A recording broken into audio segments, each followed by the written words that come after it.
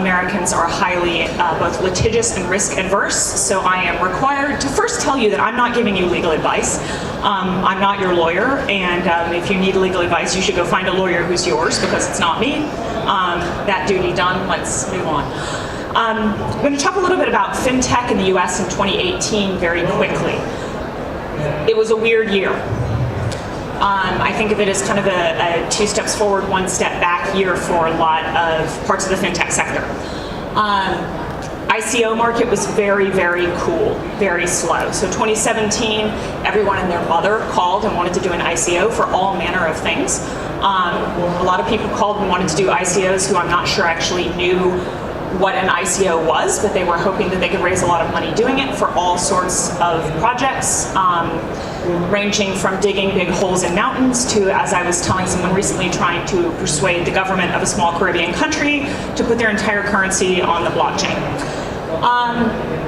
2018 was cool. Not a lot of activity. That's due to strong regulatory action by the US Securities and Exchange Commission that really calmed a lot of things down. The other thing we saw in 18 was institutional players really, really moving into spaces that historically had been spaces for early stage and startup companies.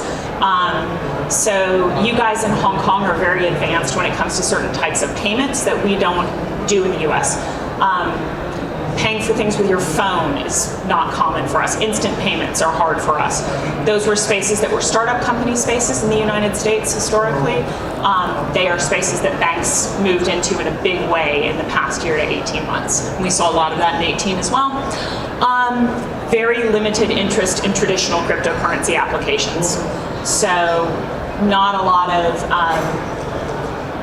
lot of desire to give money to or do deals with people who just have a new coin. If sort of the argument was, I've got a new coin, it's going to kill Visa and MasterCard, well, Visa and MasterCard have 9 million merchants in the US, they have 40 million merchants worldwide. No one's really interested in 18 in talking to somebody about cryptocurrency that's just cryptocurrency. So coming to 19, is some of that changing? Yes, I think it is. So, the US Securities and Exchange Commission, I think, is taking us, or an evolving posture towards ICOs and crypto in general. There is renewed interest in crypto, but not, again, in just sort of, we're going to kill credit cards. And I'll talk a little bit about that. And the last thing we're starting to see is a much more mature discussion about blockchain in the United States.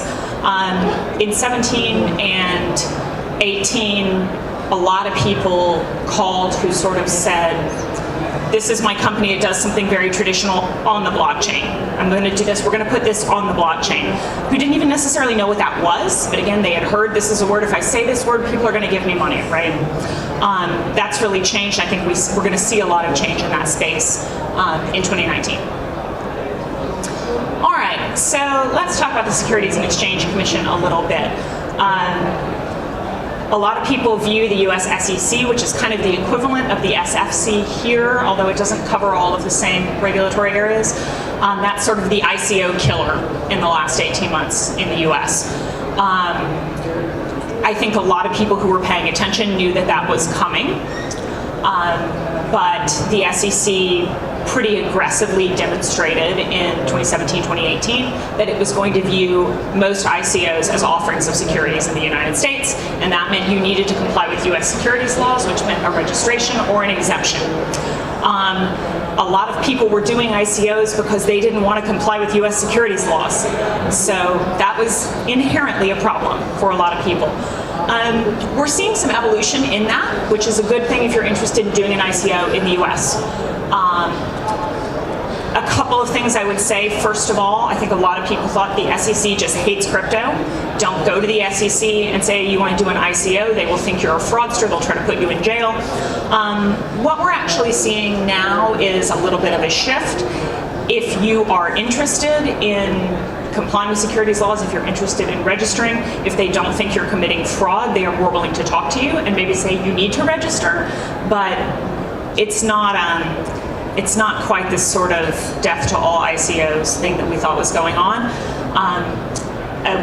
fairly recent development is also they are launching a sort of regulatory sandbox that will create an avenue. Now, as you may or may not know, the US government is shut down right now, so these people are probably not working, but theoretically will create an avenue for people who are interested in doing an offering in the US to communicate directly with regulators in a more immediate way and kind of confer with them, get advice, get compliance suggestions to increase the odds that if you do an offering, you're going in the right direction with your registration, or relying on the right exemptions, or figuring out if this is even applicable to you at all, right?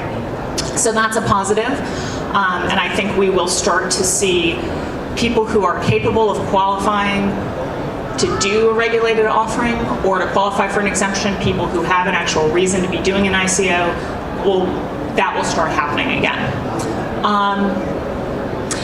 So the other thing we've been seeing a lot of, and so I have the great good fortune of talking to you twice, so I hope you like this because you're getting more of it. I'm going to speak with a couple of my colleagues and shortly after this about what we sort of see going on with cryptocurrency. A really interesting thing we're seeing a lot of now is a rebirth of interest in crypto that does more complicated things. Systems that are not just a token you're going to buy stuff with. Use of crypto for loyalty, self-sovereign identity, digital identity management. Seen some really interesting activity around trying to kind of disrupt traditional web advertising through use of cryptocurrency, some more complex systems. Everyone's talking about stable coins. I'm sure you're all talking about stable coins too. So a lot of that as well. We're seeing a lot of B2B activity also.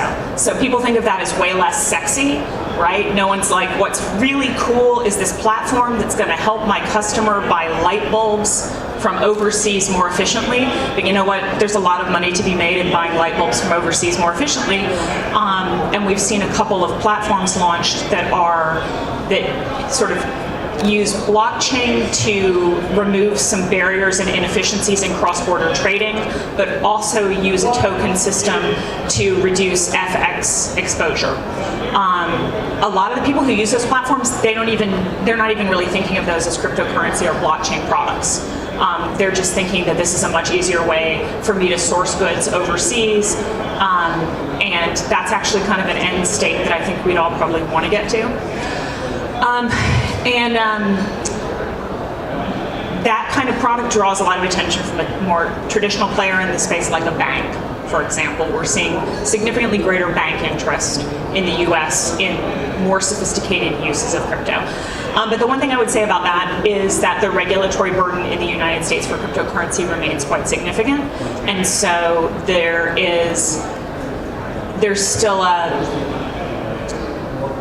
there are still problematic barriers from a regulatory perspective, and that means, look, regulatory barrier just means cost barrier, right? Regulation is expense in a lot of ways. That remains an issue for new crypto activity in the United States. This is probably what I've found the most interesting since I've been here in Hong Kong, because I think what I've heard is that this is going on here as well, which is blockchain's great, right? We all think blockchain's awesome, it's really cool, it's going to change the world. Is it actually the right solution for your business? Is it actually, do you actually need it? Do you need something more than a database, right? That's the conversation we're seeing happen in the United States now, and much more thoughtful consideration of whether or not this is the right solution for, what it's being proposed for. Is it really the best way to do that? That means I think activity and investment's been a little bit calmer, but very significant players across sort of the commercial spectrum in the United States are looking at blockchain in a serious and extremely thoughtful way. Something that doesn't maybe result in a ton of immediate investment activity in 2019, but in the long term suggests that this has moved kind of, I say the silly season has ended, right?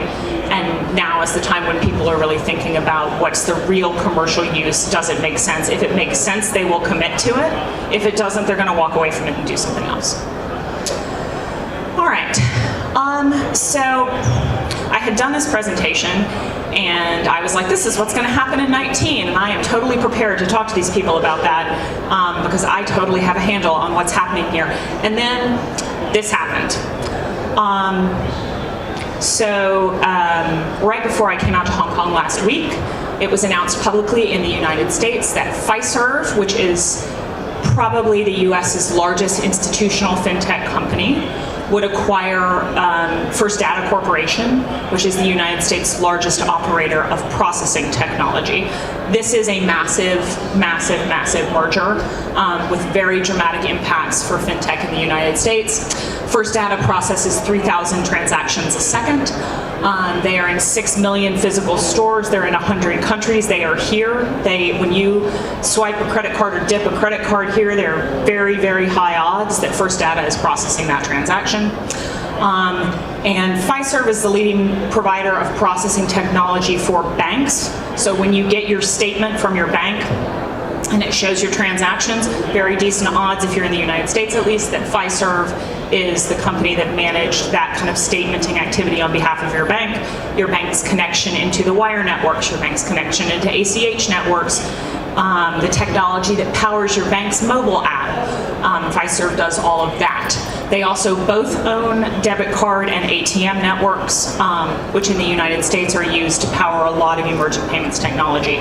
So it's a very, very, very significant combination. What does that mean? We're not sure what it means. That may be great for innovation. They have both been historically acquisitive companies. They have bought a ton of people in the US, bought a lot of fintechs, small fintechs, and brought them up into the world. Or it may create a fintech behemoth that's very difficult to compete with. And the jury's going to be out on that probably for this year and for next. I'm down to my last 2.5 minutes. And I'm pretty impressed that I've managed to get through all of my slides. So let's talk about kind of final takeaways here. If you are sitting here and you're thinking, my company's doing really well, having a ton of success here, I've got a really cool fintech innovation, I should take this thing to the US where they are hopelessly behind in a lot of the things that we here in Hong Kong do well. You should definitely do that. We could use it. I would really like to be able to do some of the things that you guys can do here when I'm walking around trying to buy stuff in my hometown. But here's what you need to think about. First of all, compliance matters massively. The compliance burden is very high in the United States. If your solution is not built to be US compliant, reverse engineering it to make it US compliant is going to cost a lot of money and it's going to take a long time.